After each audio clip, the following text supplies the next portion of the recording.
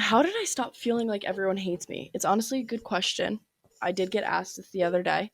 Um, and if you're new here, hi, I'm Isabel. Welcome back to the podcast. And today we're talking about something that controls way more of our lives than we would like to admit. Overthinking. Ooh, raise your hand if you're an overthinker. Assuming the worst and feeling like everyone secretly hates you, especially the people you want to impress, guys, agents, whatever, whatever. Obviously, I have my iPad here, guys. It's my little guest for today.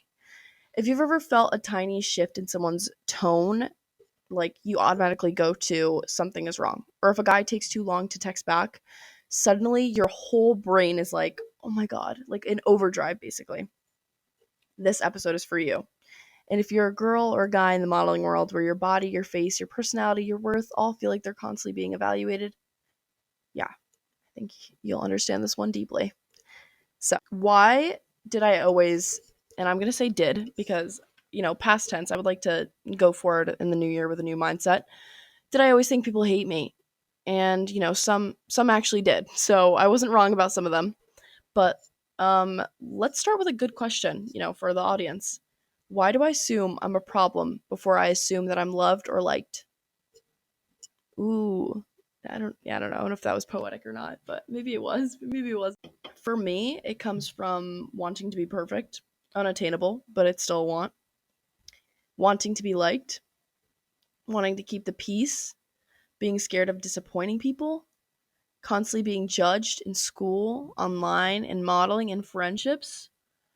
And when you grow up, I'm starting to realize with, friendship trauma, family trauma, relationship trauma, or being the quote unquote strong one in a friendship or a relationship, your brain learns to protect you by preparing you for the worst, honestly. That's how I felt. And that protection becomes a sort of anxiety. It doesn't really become anything helpful in the future. And then the anxiety becomes sort of like an inner narrator. And suddenly, if someone doesn't answer right away, they're annoyed with me. If someone says K instead of okay, everyone assumes they hate me. And if a guy you like opens your snap but doesn't reply, you think, oh, I ruined it. And if a booker or casting director is short with you, you assume I'm not good enough, when none of it is actually true. And, overthinking with guys in general, this deserves its own little subsection, because I think every person knows the feeling of refreshing the messages app. Like it's like the stock market almost, especially when the guy is an athlete, busy, cold, hard to read, slow to reply, you don't really know him yet, or you're into him way more than you would want to admit.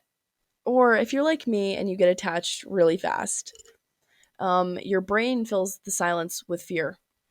And, for example, if you're dating an athlete, he played yesterday, maybe he's tired, but it's been a while since he responded.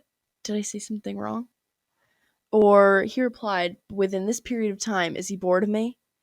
He's online, but he's not answering. He doesn't like me back. I shouldn't have double opened. I probably look desperate. Like, whatever, whatever. You know what I mean? Like, or what's really weird these days is I'm hearing from a lot of my friends and people in my life, like, you know, uh, don't text back 2 times in a row, or you know, don't snap this guy. Don't don't snap him too fast back, or don't text him back fast. Like, give it time. Wait it out a little bit. And I think that's honestly so weird because what do you mean that if I'm interested in someone that I shouldn't show it? Like, I know what I want. I know who I want. Then why shouldn't I show it? Like, does anyone else find that weird? Because I really do, and I really hate that mentality that people have. Like, you can't do this or that too fast because it's gonna be like desperate or weird or clingy. Like, God forbid I actually really like someone and I want to show them that I'm interested in them. You know, every time a guy doesn't respond right away, it feels like rejection. Like, oh my God, maybe I did, you know, double text too fast or whatever. Logically, he could just be sleeping, showering, again, if you're with an athlete, practice, eating, talking to his coach, hanging with friends, doing anything normal, whatever. But logic doesn't matter when your trauma almost speaks louder. You know what I mean? If you've ever had someone treat you horribly, friend, parent, uh, boyfriend, girlfriend, whatever, ignore you, love bomb you, or make you feel like you're too much. You need to calm down. I've had a couple of those scenarios actually, even with people that I don't even really know, like acquaintances that I'd see in school. And they'd be like, "So whatever, their problem, not mine." Your brain almost trains itself to expect that response again when getting into similar scenarios. Like, even when you could be talking to a completely different person, friend, boyfriend, whatever that you're interested in, like your brain could almost be like, "Oh my god, like he's doing or she's doing this or that." Like, this means that they hate me. When honestly, it probably means nothing and you're reading way too deep into it. And with my job especially, this the overthinking comes in a lot. And modeling I would like to think is almost a breeding ground for overthinking. The job is literally being looked at, evaluated, compared, judged, and chosen or not chosen. And when a casting director barely looks up at me when I'm at a casting, I automatically think, oh my god, I ruined it. I did something wrong. Or when an agent is taking so long to reply, I think I've disappointed them in some way. Like they're gonna call me and be like, Isabel, what was this? Or when someone at a fitting makes a comment about my body, it stays in my head for weeks. And when a photographer is quiet, not giving any feedback, I'm gonna assume like maybe they think I'm doing something really wrong and they just don't want to say it, but they're gonna say it when I leave the room. Or when I'm sick and I can't follow a meal plan perfectly or do something perfectly. Like I fear I'll mess up my body.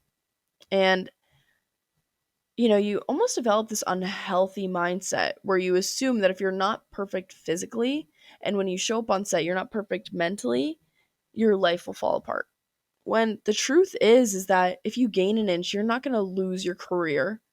And if your agent is short with you, it's not your fault. If you're not booked this week, you're not failing. And if you're not the skinniest, you will be chosen by someone. Overthinking in this industry almost becomes your shadow in a way. And the moment I realized it was on my head, I kind of realized this very clearly because my mom told me, you know, Isabel, not everything is about you. And it wasn't her sounding rude. It wasn't her being like, yeah, whatever, whatever, not that everything's about you, spoiled brat type thing. It was more just like I was making every ounce of silence almost, every short text, every small tone shift into a whole story about my worth. And did I deserve this or did I deserve that? When in reality, people aren't thinking about you the way you think about you. They're busy with their own lives. They're tired. They're living their own lives, period. They're dealing with their own insecurities, their own stress, their own trauma, their own overthinking. People don't hate you. They're just thinking about themselves. And most of the time they're thinking about themselves the same way about you're thinking about yourself. And how I stopped overthinking was, I have 7 good key points here. If someone is short with me, I'm going to assume they're tired, not mad. People have lives outside of me. You know, I stopped checking messages with timestamps. If someone wants you, they'll still want you after whatever they're doing. I remind myself that silence is neutral. Not negative, not positive, just silence. It's, could go either way. And in modeling, I detach emotionally after castings. I walk out and mentally say, if it's mine, it's mine. If it's not, something else will come. And I talk to myself gently these days. I'm trying to. I'm really, really trying to. Instead of like, oh, I'm so stupid. Why would I do this? Like, I'm like, it's okay. You're just anxious. You're overthinking this. It'll all be okay in the end. And I stopped chasing clarity from people who don't communicate, honestly. If someone wanted you and wanted to make that known, they would show you. And I started noticing and picking up on my triggers so that later on I could respond in the way that I need to. Like late replies, short texts, tone changes, body comments, all of it. Once you name something that really bothers you and you start working on it yourself, it loses all power. And the truth I wish that someone had told me earlier almost is that most of the people I'm scared of losing aren't going anywhere. Like, most of the guys I've thought I've ruined it with weren't thinking that deeply. Most of the friendships you assume are dead and gone are just paused because you have a life, they have a life, life is happening. And most of the things I spiral about never even happen. And honestly, my my key things I'm going to tell you are: people don't hate you. You're tired, you're sensitive, you're healing, you're afraid of getting hurt again. And that's okay. And I want to leave you guys with, like, you know, with this. Like, if you're scared of getting hurt again, bring yourself into every new situation, every new place, just with the mindset that this person or this situation is not the same as the last one. This could be completely different. And if it's not, then the next one will. And yeah, that was quite a short episode, but it's what I wanted to say to you guys today. So thank you for listening if you did. If you have felt like this, you're not alone. And overthinking doesn't make you weak, it means you care deeply. It means you've been hurt, and it means you're trying. And every day you make it through without spiraling is progress. And you know what they say, progress is key. So I'm Isabel. I'll talk to you in the next episode. Thank you again for listening. Love you.